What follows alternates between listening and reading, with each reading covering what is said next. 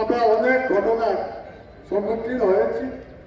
আমি বলতে চাই না ঘটনা আপনার সমিতি থাকাতে সম্মানিতভাবে আমরা সামাল দিয়েছি।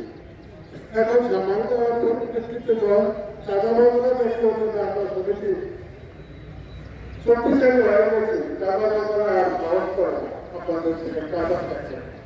আপনারা যারা বলবেন ওখানে আছেন তারা এই কথাটা বলবেন না রাষ্ট্রীয় সমিতি কি করে আমাদের আপনারা জানেন যে দুবারে আক্রমণের পর আমাদের বাংলাদেশের অনেক উপজেলায় অনেক দোকান লুটপাট হয়েছে।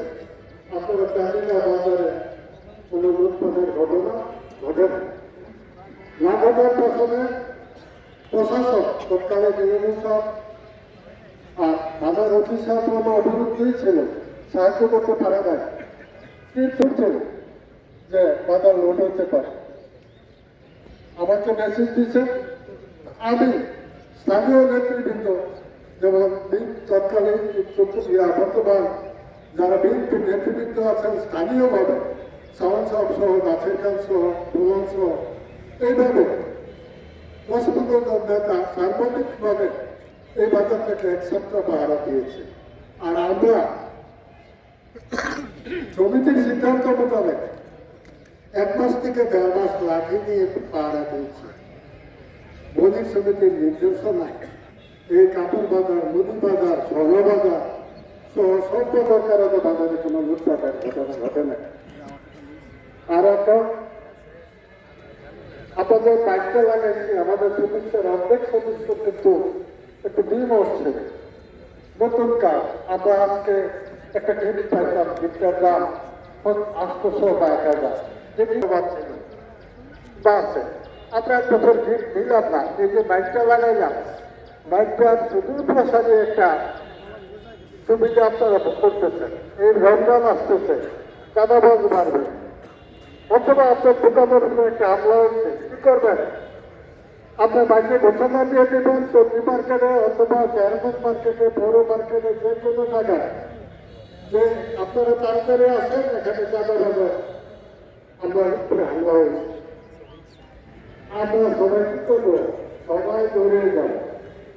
আর যদি এক বছর কর্মী আপনারা যদি সুবিধা ধরে থাকেন তাহলে কিন্তু কর্মী আরো সফল হয়। আপনার সম্বন্ধে একত্রবদ্ধ থাকতে হবে। জুলাই আন্দোলনের সময় আমাদের 550টা ক্যামেরা যেটা বাজার থেকে ভাড়া দিত, ক্যামেরাটা ভেঙে হয়েছে। ছোট্ট ছোট্ট হলো ভাই, তারা জিজ্ঞেস করলাম কি রে করে ক্যামেরা ভাঙি দেন। যদি ওদের দেখে শেখাচ্ছে নিয়ে আমরা ধরে আরে হাসি দেখে আর আইব ক্যামেরা কিন্তু ব্যবসায়িক টাকার ক্যামেরা, কিন্তু ব্যবসায়ী শুরু করে আসতো তো যদি আসতো তখন কিছু করার নাই। তো মব ভায়োলেন্স বাংলাদেশে তখন চলতেছে, এখনো আছে। তো যাক, আমি বেশি লোকে বলবো না, আমরা বাইক দিতে পারছি।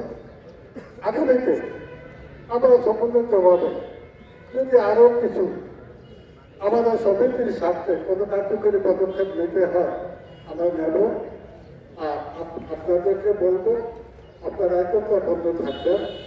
আর এখন কিন্তু রাজনৈতিক একটা গ্যাপ পিরিয়ড চলতেছে, আমরা কিন্তু খুব সবাই সাবধান থাকবেন। সামনে নির্বাচন আমার রোজা আসতেছে। আর আমার সেক্রেটারি হিসেবে একটা ঘোষণার আগে আমি বলতে চাই, আপনারা কি চান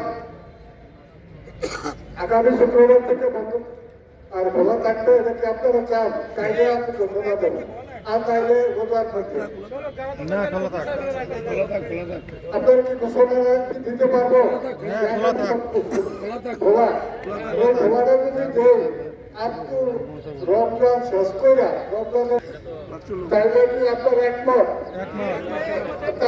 তাইলে আমি সভাপতি হিসেবে যে সেক্রেটারি সাহেব যে প্রস্তাবটা রাখছে, প্রস্তাবটা আপনাদের থেকে আছে, এই প্রস্তাবে আমি ঘোষণা দিলাম আগামী শুক্রবার থেকে সকল দোকান খোলা থাকবে রমজানের 2 সপ্তাহ পর্যন্ত।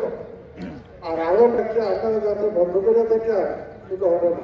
এই যে চেয়ারম্যান মার্কেট বা বিভিন্ন মার্কেটে বহিরাগতরা বসে, এখানে